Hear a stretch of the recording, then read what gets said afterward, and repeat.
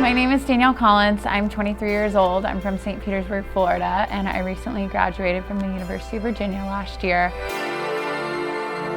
I was able to play in the qualifying draw at Wimbledon, so that was a pretty cool experience. I didn't have to have a wild card. I got in basically off my own ranking, so that was a big accomplishment, just being out of college for under a year. Basically started VIP. I started coming here a couple of times a week and then a couple weeks at a time for training sessions, and especially when I'm out of season.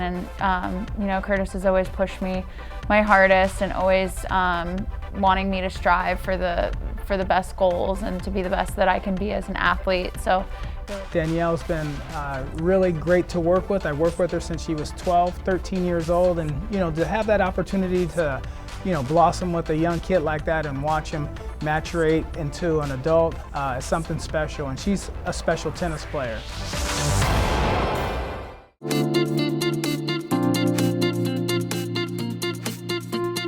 When you're younger, a lot of the movements are a little more controlled. You're working with equipment that's stationary. As you mature and you're older, you start to graduate to more the plyometric type training, the more explosive type training, and that's what we're doing now.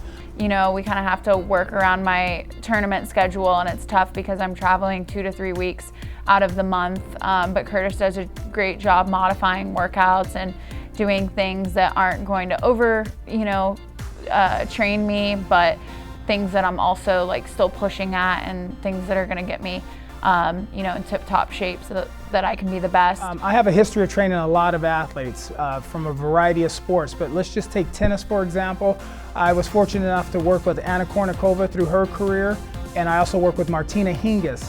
First thing that comes to mind is we work the agility ladder. That's very common in all sports. Footwork is always important because it's very important that you have quick feet and you're able to change directions on a dime. And so you'll notice that ladder that's laid out there, she works where her feet kind of paddle side to side. We're looking for quick feet movement. Then we also use parachutes. Those parachutes out there can hold as much as 15 to 20 pounds of resistance while they're running. So that's a great tool to work on your explosiveness, work on your lineal movement straight ahead.